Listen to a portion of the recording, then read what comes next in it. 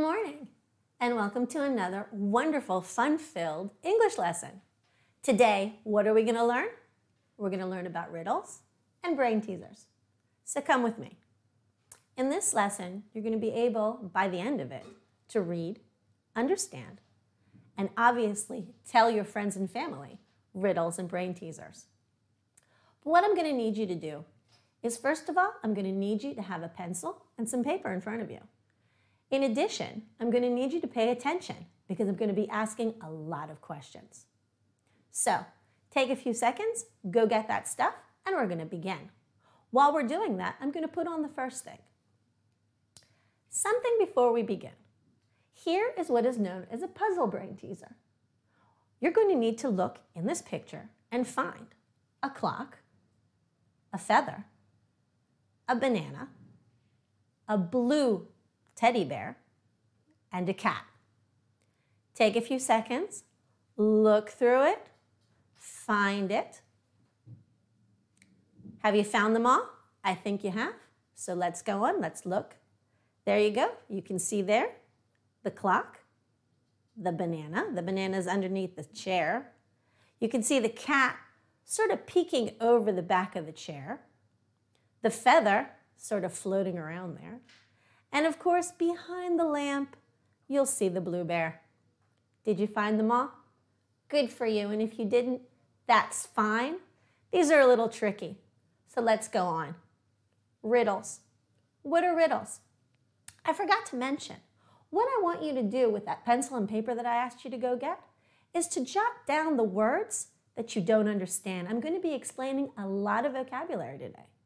If you don't understand something, write it down. Jot it down in your language so that you understand it, because there's a little quiz at the end. Are you ready? Let's go. Words like tradition. Tradition is like something that happens all the time or every year. For example, I eat chocolate cake on my birthday every year. It's a tradition. Everyone knows that I want chocolate cake on my birthday. Another new word is generations. Generations is something, it's a whole bunch of people living together at a certain time. My generation are all the people that were born or live with me at my age right now. Your generation are your classmates and the people that are your age at this right now as well. We understand that? Let's go on. So a little history. What is a riddle? A riddle actually has been around for a really, really long time. It's a question, but it's a question that has sort of a twist or a strange answer. In some countries, people used to use riddles and pass them down from generation to generation. Let's look at the first riddle. Do you see this? This is the Sphinx. Some of us, most of us, I hope, are familiar with the Sphinx. The Sphinx is a huge statue in Egypt. It is said that a Greek traveler came to Egypt and came to the Sphinx and wanted to pass through. And the Sphinx had a question for him. What walks on 4 legs in the morning, 2 legs in the afternoon, and 3 legs in the evening? The traveler couldn't answer, and the Sphinx killed him. Horrible, horrible way to go. But the truth is that anyone who couldn't answer that question couldn't pass through. That was the riddle. Do you know the answer? Think about it for a second. I'm sure you have. Think about it again. What goes on 4 legs in the morning or at the beginning of life? 2 legs in the afternoon, which is pretty much most of our lives, and 3 legs in the evening, which is towards the end of our lives. Have I given you enough clues? That's right. We're talking about man. Another word I want you to know is entertainers. Entertainers are people like clowns, singers, anybody who entertains us, amuses us, makes our lives happier, or makes us not think about our lives at this point. You can see on the picture a picture of the clowns. because clowns are amazing entertainers. In the Middle Ages, and the Middle Ages are the years between 500 and 1500, street entertainers made money by asking riddles of people that walked by. The catch was that if you couldn't answer, you had to pay them. Sort of an easy way to make money, don't you think? Especially if you ask really good riddles.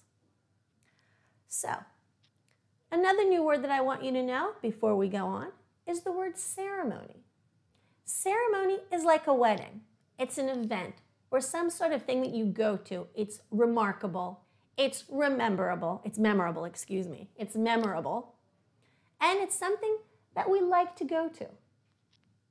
In Africa, people used riddles in the ceremony of passing between being a young person and an older person. Sort of like in the Jewish tradition, the bar bat mitzvah. So, now that we know a little bit about riddles, we know that they're really, really popular. But today, you don't have to answer any of them or pay up. And you definitely, not a matter of living or dying. So now I'm going to ask you a few riddles. Riddle number 1. What gets wetter the more it dries? Think about that.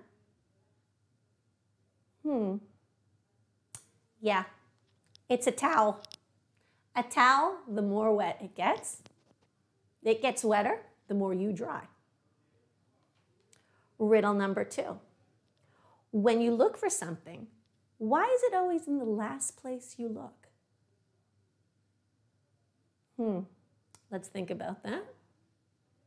Why is something in the last place you look?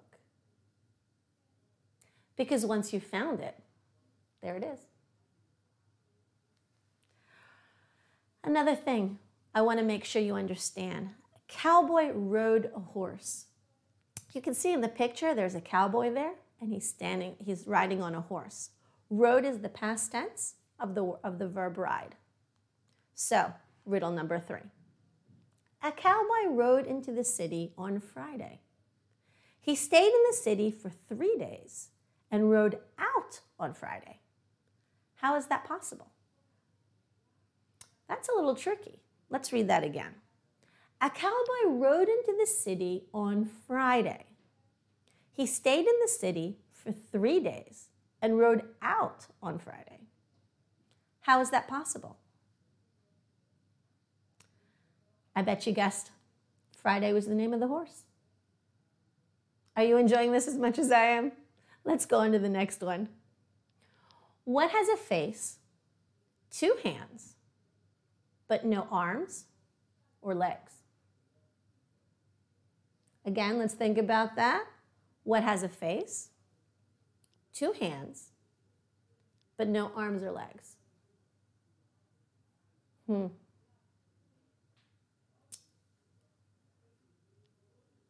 A watch or a clock. Did you get that one? Let's do another one. What must you break before you can use it? Break something before you can use it. What would I break before I use it? Break an egg. You have to break an egg before you can actually use it or eat it. Now we're going to try some harder riddles. Okay, now with these, I'm going to let you think even more. So put on your thinking caps and let's begin. What is yours, but is mostly used by other people? Is it your telephone number? Is it your name? Or is it a pencil? Think about that. It's mine, but other people use it more than I do. Mine, but other people use it more than I do. Well, it's probably not a pencil because I use my pencil more than anybody else does. And if they take my pencil from me, I don't get it back. So obviously they're using it, but it's not mine anymore. Telephone number. Do I call myself that much? But it's not actually just calling. I mean, when I have to give information about myself, what do they always ask me? My telephone number. So, is it the telephone number? No. It's your name. Your name is used more than other people, then you use it yourself. Because how much do we really call ourselves by our names? Come on. All right, I'm going to give you another one. Ready? What has a thumb and 4 fingers, but is not alive? Is it the Sphinx? Remember, the Sphinx is that big statue that we learned about at the beginning? It's in Egypt. Is it a hand on the clock? Does a hand have fingers? Or is it a glove? Let me think about that. Yeah, you're right. It's probably not the Sphinx. And it's probably not the hand on the clock. It's a glove. Let's try one more. I'm light as a feather, but the strongest man can't hold me for more than 5 minutes. What am I? I'm light as a feather. That means I don't weigh a lot. I just sort of float around. And yet the strongest person can't hold me for more than 5 minutes. What could that be? Are you thinking? Do you know? Yep, it's your breath. Try it. Try it with me. Now, I can probably hold my breath longer than you can, but that still doesn't mean anything. None of us can hold our breaths for longer than 5 minutes. Even I think the record is something like 4 minutes or something. And I'm going to let you go on a break right now. So I'll see you in a couple of minutes. Bye.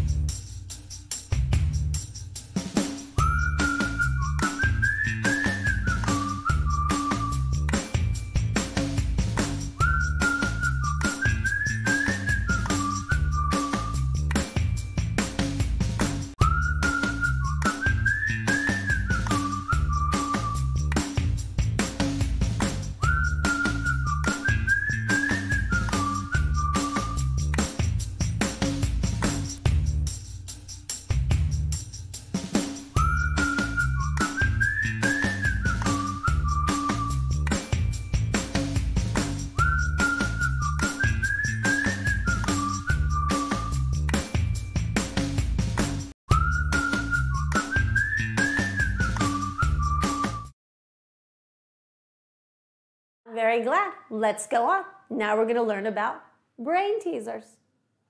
Brain teasers are a type of riddle that makes you think a little bit more. There's a lot more words, a lot more thinking, and you have to read it a couple of times in order to really understand it. Some of them are easy, some of them are okay, and some of them are doozies. Takes a really long time to figure them out. Maybe I'll give you one of those at the end. Let's go on. Let's review here. Left, right, and middle. Let's not forget. Left is a direction, right is a direction, and middle. Now your left and my left are totally different. Don't forget that. Your left is opposite from my right. Okay? Here we go. There are 3 houses. One is red, one is blue, and one is white. If the red house is to the left of the house in the middle, and the blue house is to the right of the one in the middle, what color is the house in the middle? Or where is the White House? Where is it? I sort of give you the answer. I gave you the answer. But I want you to think about that anyways. Where is the White House? Think. Think. It's in Washington, D.C., because the White House is where the President of the United States lives. Got you on that one, didn't I? Bet you there's some of you looking at it going, oh, that's really easy. The White House is in the middle. The White House is in the middle. No, it's not. It's in Washington, D.C. Don't fall into it. And that's a very good example of a brain teaser. Because sometimes the answer is not as obvious as you think it is. Let's do another one. You are driving a bus. Pay attention. Pencil and paper here. You are driving a bus. At the first stop, 2 women get on. On the second stop, 3 men get on and 1 woman gets off. At the third stop, 3 kids and their mom get on and a man gets off. The bus is gray and it is raining outside. And here's the question. What color is the bus driver's hair? Now, I know some of you are looking at it going, wait. Where does it say what the color of the bus driver's hair is? Let me read that again. You are driving a bus. At the first stop, 2 women get on. The second stop, 3 men get on and 1 woman gets off. At the third stop, 3 kids get on and their mom, and a man gets off. The bus is gray, and it is raining outside. What color is the bus driver's hair? I want you to think about it for 10 seconds. And, did you get it? It's obvious, isn't it? If you are the bus driver, it's whatever color your hair is. So, there really is no one answer to this question, to this riddle, because it really depends on what the color of your hair is. If someone were asking me that question, the color of the bus driver's hair would be brown. Cool, wasn't that? Let's try another one. This is my favorite. This is in the form of a limerick, and I love it, and so I'm going to give it to you now. As I was going to St. Ives, I met a man with 7 wives. Each wife had 7 bags. Each bag had 7 cats, and each cat had 7 kittens. Kittens, cats, bags, and wives. How many were going to with St. Ives? I love this. It's in the form of poetry, and not only that, it's fun to say. I'm going to say it again because I love it. As I was going to St. Ives, I met a man with 7 wives. Every wife had 7 bags, and every bag had 7 cats. Every cat had 7 kittens. Kittens, cats, bags, and wives. How many were going to St. Ives? Are you thinking about that one? It's fun to say. It's also fun to do. Because the answer is me. I was the only one going to St. Ives. See, I was going to St. Ives and I passed. It means that they were going this way and I was going that way. I'm the only one going to St. Ives, and it doesn't matter how many of them were going because I'm the only one. Cool, wasn't that? All right. So now I'm going to give you some that I'm actually going to give you time to think about while we're doing it. Are you ready? Do you have your pencil and your paper ready? Okay, here's the first one. Before we begin, though, I want to make sure you understand some words. Light switch is that little thing, that little knob, I guess you'd call it, on the wall that puts on and off the light. And a bulb is the thing you put in the light to make sure that the light goes through. We'll talk about light bulbs in another lesson. So here's the riddle. Here's the brain teaser, excuse me. There are 3 light switches outside of a room. On each switch is a sign with the number 1, 2, and 3. That means that above every switch, there are 3 of them. There's a 1. Above the second one, there's a 2. And above the third one, there's a 3. Okay, 1, 2, 3. 3 switches. The door to the room is closed and you can't see in. And all the switches are off. Are you with me? All right. Second part. You need to figure out which switch belongs to which bulb. Again, which switch turns on which of the bulbs. There are 3 bulbs in the room. You can use the switches as much as you want, but you can only go into the room once. I think this is one of those riddles where you had to pay if you couldn't answer it. So, although you might not have to pay me, I want you to try and figure this out. I'm going to give you a minute to look at it, and then I'm going to give you the answer. Are you ready? Take your minute.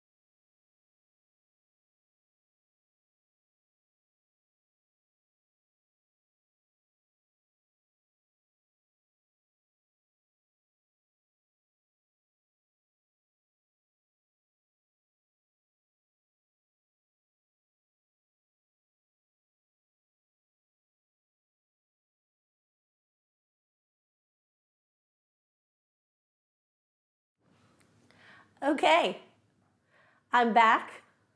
I put the question on there again for you so that you could look at it while you were thinking. Did you get it? This one is one you have to think about. First of all, you're going to put on the first switch. Doesn't matter which bulb it's turning on, but that switch, that one, when you go into the room, the bulb's going to be on. So you're going to know that that goes to that switch. The second switch you're going to put on, you're going to count to 3 or 30 seconds, whichever one you think is more time, and you're going to flip it back off. That means that when you go into the room, the bulb is going to be warm. Now you can go into the room. The one that is on obviously goes to the first switch. The one that is a little warm when you touch it goes to the second switch. And the one that is completely cold obviously goes to the third switch. And that's how you solve it. Pretty good, huh? Let's try another one, because I'm pretty sure now you guys have got your thinking caps on and you're ready. All right, here we go. This one is harder. I'm going to read it with you. I'm going to let you think about it, and then we're going to solve it together. Consecutive. Consecutive means, I'm sorry, I totally forgot. I wanted to teach you another word. Consecutive means following one another. For example, 1, 2, 3, 4, 5, 6, 7, 8, 9, 10 are consecutive numbers. Okay, so here we go. Can you say 3 consecutive days, meaning that they come one after the other, with no skips in between, not like 1, 3, 5. No, no, no. Those are following, but they're not consecutive. Consecutive is 1, 2, 3, 4. Without saying the words Sunday, Tuesday, or Friday. This one you have to think about. Using all the vocabulary that you know. That's a really big hint. Using all the vocabulary that you know, can you name 3 consecutive days without using the words Sunday, Tuesday, or Friday? Again, I'm going to give you a minute. Are you ready? Starting now.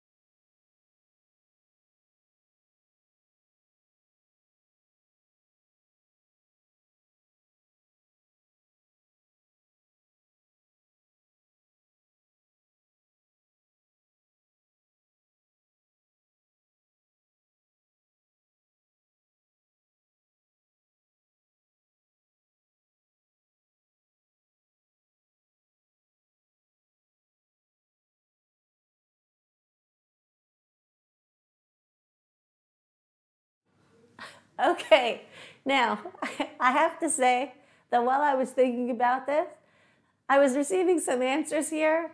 No, the answer is not the words 3 consecutive days. That would be really a good riddle, but that's not the answer.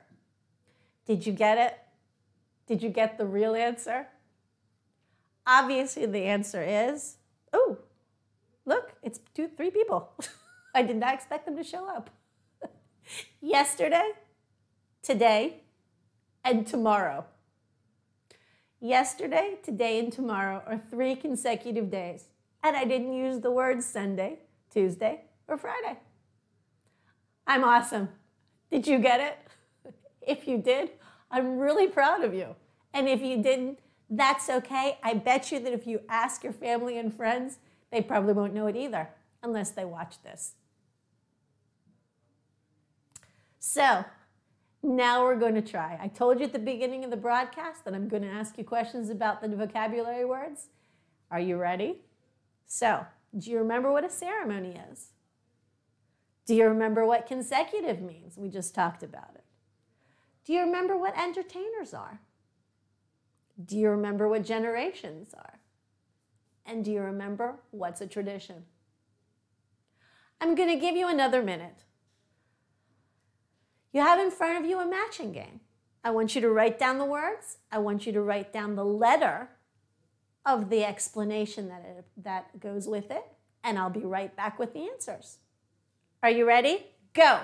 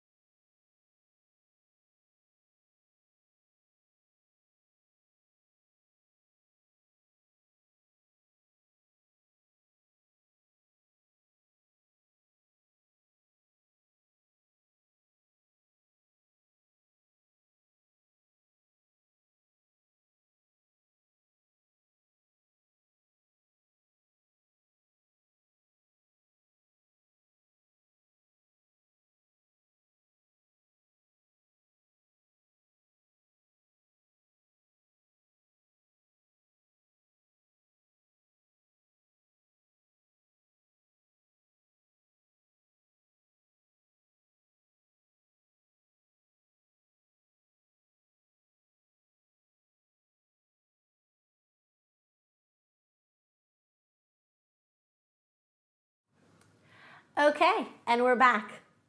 I hope you got them all, but let's go over them. Entertain. Entertain is to give attention or please someone. That's to entertain them. That's B. Traditions. Traditions are the passing of customs or beliefs from one another. That's a tradition. Remember the birthday cake? It's a tradition for me to have chocolate cake on my birthday. Ceremony. Ceremony is an event that marks an important time. That would be E. Consecutive, one after the other. They're actually right across from each other. I gave you that one. And generations, C. All the people who are living at a certain time. So, what did we learn today? We learned about the history of riddles. We learned what a brain teaser was. We did a lot of riddles and brain teasers to share with our families. I'm going to leave you with the last quiz, riddle, excuse me. Are you ready? Here we go. A farmer, and this one is one that a lot of people know, which is why I didn't write it down. I want you to listen and see if you get this. A farmer has decided to go to market. It's the Corona time and he has to sell things. So he has a fox, a chicken, and a bag of corn. Are you writing this down? A farmer has a fox, a chicken, and a bag of corn. And he needs to take them to market. The only problem is he needs to cross a really long and wide river. That means he cannot jump over it and there's no bridge and he can't go around it. Okay? Now, he does have a boat. But here's the other problem. He can only get in the boat with one other thing. How can he take all three things across the river without losing one of them? Now I'm going to give you a hint. Don't forget, the fox, if it's left alone with the chicken, will eat it. The chicken, if it's left alone with the bag of corn, will eat that. So now, how do you get them across? This is one that a lot of people know, a lot of people think they know, and a lot of people have solved. In fact, my classes have solved this, and that's why I didn't put it on this lesson. But I was thinking about it as we were doing this lesson, and I thought, why not give it to you anyways? My gift to you. You can go and you can tell it to your friends and family. So again, there's a farmer. He has three things. He has a fox, a chicken, and a bag of corn. He needs to take them to market. He needs to get across a river that's too wide and too long for him to jump across or to go around. How does he get across if the only way to do it is in a boat where he can only take himself and one other thing? Now, I know there are some of you out there who are thinking to themselves, wait, I'll just put everything in the boat and send it across. No. Even when they're put in the boat together, they're going to eat each other. Okay? So how does he do it? Follow me. He gets into the boat. He takes the chicken with him. He leaves the fox and the bag of corn on one side. The fox isn't going to eat the bag of corn. It just sits there. Takes the chicken across, leaves it there. Comes back with nothing. Now he takes the fox. Takes the fox across, takes the chicken back with him. Leaves the chicken, takes the bag of corn across, leaves the bag of corn with the fox, comes back with nothing, and then takes the chicken across. Everybody's happy, they go on to market. If you got that one, good for you. And if you didn't, that's okay. I hope you wrote it down, or at least you remember it, so you can tell your family and friends. I hope you had a really nice time with me. I enjoyed teaching you this lesson, and I'll see you next time.